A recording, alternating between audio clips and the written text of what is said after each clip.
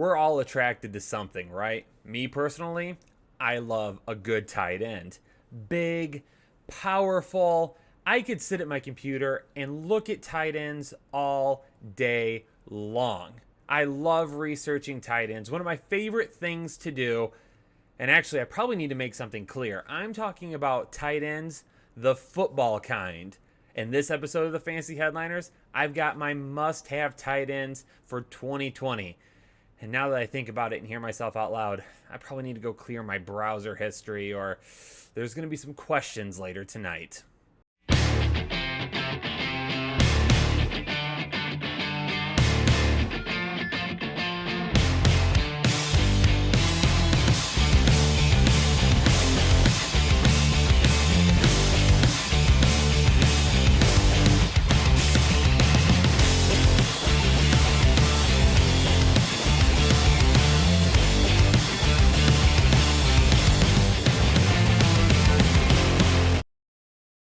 What's going on, Headliner Nation? Kyle back with the Fantasy Headliners, and in today's episode, we're talking about tight ends, the football kind. That's right, I've got a couple of tight ends that are must-own tight ends for me here in 2020. One of these names sounds all too familiar, okay? We're all in on Mark Andrews, and that's going to be the first guy that we talk about, but we've got another guy as well that maybe some people just overlook.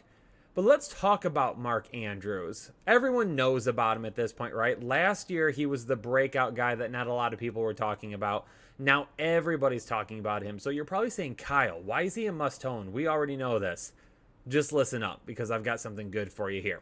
So for Mark Andrews, last season, 15 games, 98 targets, 64 receptions, 852 receiving yards, and 10 touchdowns. He had a great year last year, right? Absolutely one of the best tight ends to own. Now, I've heard some people talk about him this year. Most of us are taking him really probably as that tight end 3, maybe 4 if you take Ertz before him. But I just updated my rankings, and I'm going to be honest with you all, Headliner Nation. Mark Andrews, by the time I submit my rankings, could be my number 1 tight end this year. And let me tell you why. Let's take a look at snaps played last year. Now, the gold standard for the tight end position is Travis Kelce, 971 snaps played last year. What about another unknown that broke out last year? Darren Waller, he got a ton of volume, right? He played 922 snaps. What about the big guy George Kittle out in the Bay? 804 snaps. Now, keep in mind, George Kittle did miss a little bit of time. But what about Mark Andrews, okay? And I want to give you these numbers before I talk about all the stats, because if I just go on and on about some stats, I don't want to lose you. I want you to understand just how much more room Mark Andrews has to grow and how good he was last year. So these 3 tight ends right now, they're kind of the guys that are being targeted in a lot of leagues, right? Kelce and Kittle, the 1 and 2 off the board. But compared to these guys, last year, Mark Andrews only played 457 snaps, and he was still one of the top tight ends in the league. You also want to know who else played 457 snaps last year? Well, it's a guy by the name of Hayden Hurst, and he's no longer in Baltimore. That's right. These two essentially split time on the field last year, and now Hayden Hurst is gone to Atlanta. So Mark Andrews has even more opportunities to be on the field now. Is he going to get 457 more snaps? Maybe not. Maybe the Baltimore Ravens decide we're still going to, filter him in and out a little bit and get some guys out on the field if we're going to be running the ball quite a bit. But let's say he gets 200 more snaps. Let's take a look at the numbers he did last year with 457 snaps and see if he can top those in 2020. Well, his overall ranks last year, his 87 targets were 4th. His 64 receptions were 7th. His 852 yards were 5th, and his 10 touchdowns were 1st. And again, this was playing nearly half as many snaps as the top tight ends in the league, and he still finished in the top 5 of 4 of those categories. And then also, let's take a look at tight ends that had at least 60 targets last year. His 8.78 yards per target put him at 6th, and his 13.31 yards per reception put him at 2nd. This was a dude that was not only your typical receiving tight end, he was a big play tight end. And he went nose to nose with Travis Kelce in terms of big plays. But let's break it down a little bit more. Let's not talk about all those top layer stats. Let's talk about some of those other stats that, again, we kind of look beyond what we see just sitting in front of us and find some really good information. His .46 fantasy points per snap, first in all the NFL. And again, that's because he played so little snaps last year. The next closest guy to him was Jared Cook, who had .33 fantasy points per snaps. It wasn't even close. And again, a lot of times people like, Kyle, you can't just expect that if the guy gets more volume and more time on the field, he's going to be as efficient, or he's going to get... That's fine. Maybe he won't be as efficient. But there is going to be an opportunity for a whole lot more volume to come his way. Now, my hope is, honestly, I hope Marquise Brown is healthy. Because if Marquise Brown is healthy, then that's really that other deep threat on the team that really needs to help take over to get some of the eyes off of Mark Andrews. I think he could be even a little bit better. I mean, he was the #1 receiving option on that team last year. Teams were focused on him. They didn't have anybody else really around to help him, and he still balled out. Imagine what he could do if he had some help and didn't have to be the #1 target every single play. Maybe he could go out there and find some more room to run. Maybe he could get some bigger plays. Maybe he could find some more one-on-one coverage with linebackers that he could easily beat. That's what we need to get from Mark Andrews, and we could get that, especially even a guy like Miles Boykin can break out a little bit this year. Yeah, they're going to be running the ball a lot, but they're not going to stop throwing it. They led the league in rushing attempts last year. Do you really think they can top that? They've led it the last couple of years. Do you really think they're going to run it more than that? I don't think so. They're still going to run the ball a lot, but that's not necessarily going to change what happens with Mark Andrews. Okay, back to it now. His 3.27 fantasy points per touch, 4th in the league, and he had 2.89 yards per route run, 2nd. Only person in front of him, Travis Kelce. Again, almost half as many snaps as Travis Kelce, and he went toe-to-toe with Kelce in a lot of categories. What about his targets of 20-plus yards? We like to talk about it, going balls deep, right? What are these guys going deep down the field? And again, deep passes, deep targets, deep receptions, deep yards on targets that are 20-plus yards down the field per Pro Football Focus. His 18 targets of 20-plus yards were first. His 8 receptions were tied for first. His 224 yards were second. And his 4 touchdowns tied for first. So again, if you're looking for a big play tight end, Travis Kelce is the guy that comes to mind.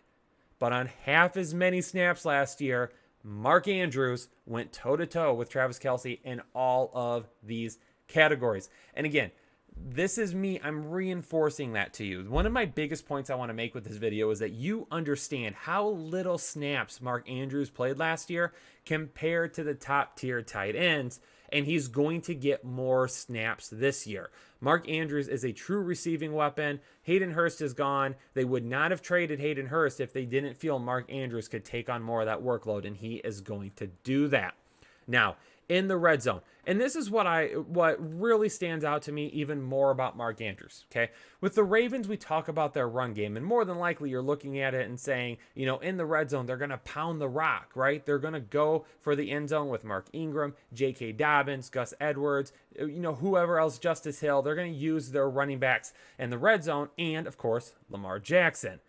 But when they passed in the red zone and in the end zone last year, they looked Mark Andrews' way, okay? So he was not only a big-time receiving weapon, but he was really one of their true end-zone weapons as well.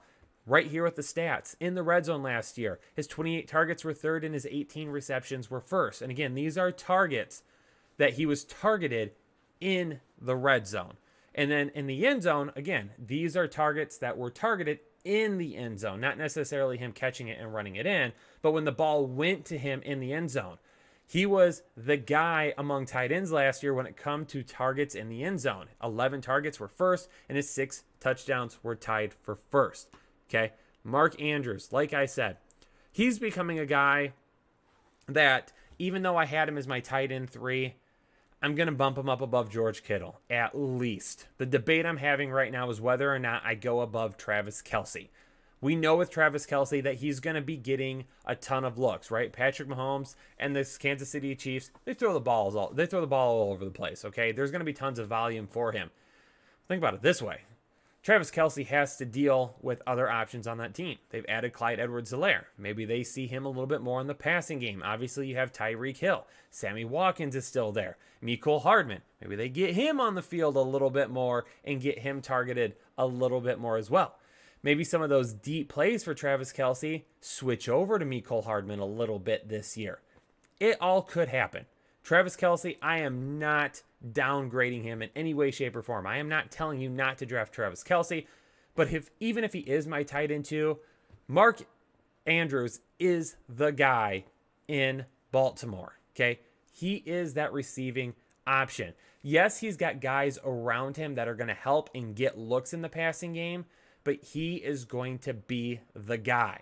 And that is why I'm thinking of bumping him up, because he's going to get a ton of more snaps this year. He's going to get a ton of more opportunities. And if he has just enough weapons around him to help kind of take the pressure off, he should see more than enough volume. He's going to topple over 1,000 receiving yards for me this year. He's probably going to see over 100 targets, and more than likely, he can build on those 10 touchdowns that we saw last year. Even if he hits those 10 touchdowns on the nose again or close to it, or if you say, hey, we got to see a little bit of positive regression there, he's going to come down a little bit. Even if you think he's going to be more around 6, 7, 8, the extra added volume in the passing game should be more than enough.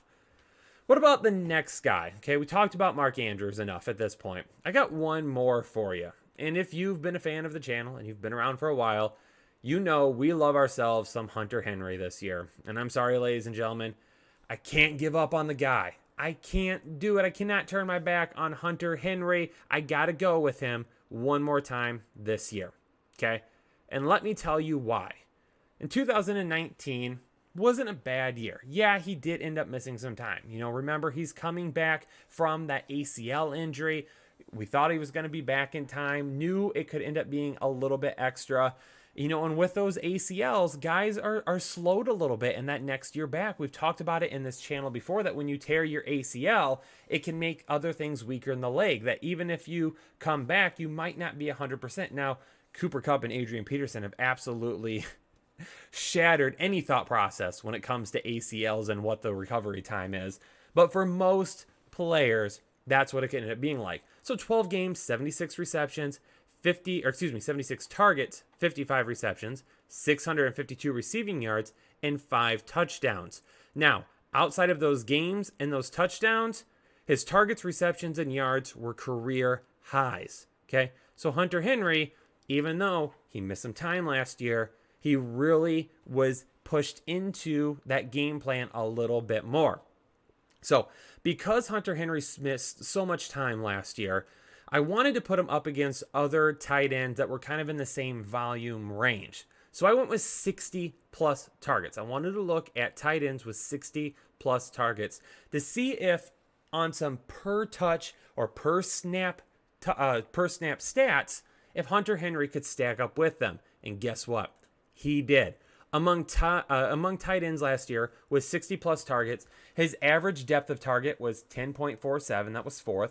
His yards per target was 8.81, that was 5th. And his yards per reception were 11.85, which was 6th. And again, I'm putting those on there because I want to look at Hunter Henry because he didn't have all the volume in the world. I want to see what he did on a per snap or per touch basis. So his 0.24 points per snap, that was tied for 6th, and his 2.73 points per touch were 3rd. So again, the dude stacks up against other tight ends even though he didn't have all the volume. So the main question at this point becomes, can he stay healthy? Because there is one thing that Hunter Henry has always done since he's entered the league, and it has scored. He scores a lot. Even though he missed all of 2018, he has 17 touchdowns since entering the league. That is 8th most among tight ends in that time. He missed an entire season, ladies and gentlemen. And then he missed 4 more games last year. Okay? So the guy, again, he hasn't been healthy. I get it. If that's the one reason you don't want to draft Hunter Henry this year, I'm not going to argue with you. I'm not. I get it. I get it. It's a solid argument. He's tough to trust. Tight end's a lot deeper this year. However, what about Tyrod Taylor? What about the Tyrod Taylor effect? As we call him here, Ty God Taylor.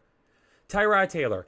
One thing that we know about Tyrod Taylor is while he was in Buffalo, he utilized the tight end position a lot. A lot, ladies and gentlemen. Take a look at the numbers from Charles Clay in 2015, 16, and 17. In 2015, 72 targets, 51 receptions, 528 yards. Respectively, third, second, and third on the team. Only scored 3 touchdowns.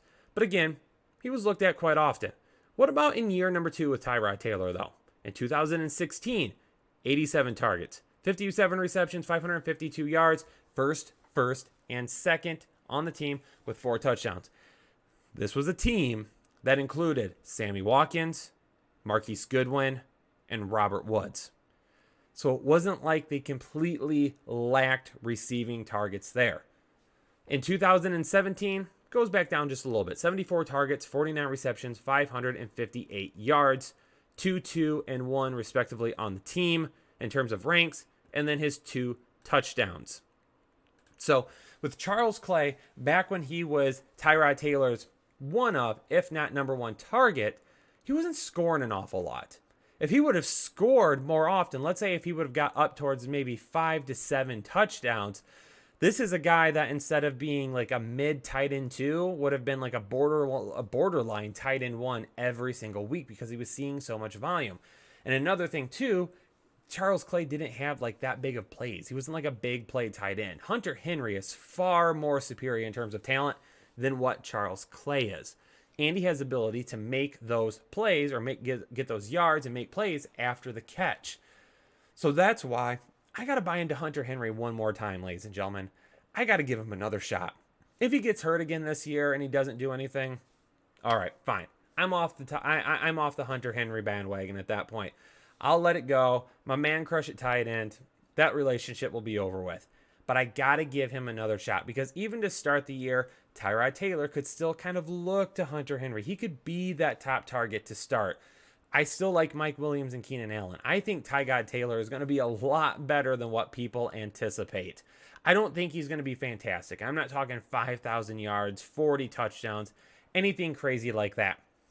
But if Hunter Henry can use his ability to make up yards after the catch, and he sees some of this volume in which Tyrod Taylor used to go to Charles Clay, we could be looking at a guy that gets around 70 to 80 targets, maybe gets you about 55, 65 receptions, and then because of his ability to make plays after the catch, you could be looking at around 700 or so yards. That would be a value late in drafts, especially if he can get closer to those 8 touchdowns that he scored his rookie year.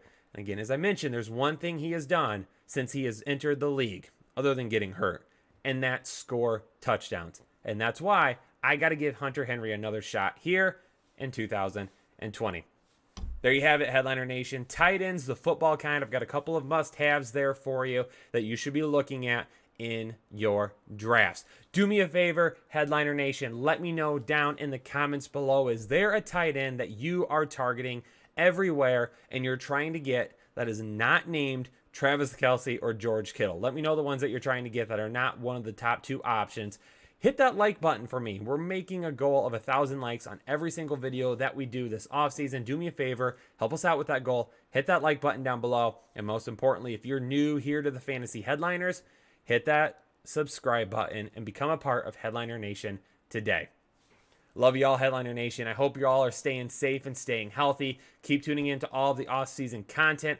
Players are starting to report. Training camps are going to open up soon. Ladies and gentlemen, we're going to get it. We are going to get football. Stay positive out there. Let's get ready for some football. Enjoy your time before the season starts, and I'll catch you on the next episode of the Fantasy Headliners.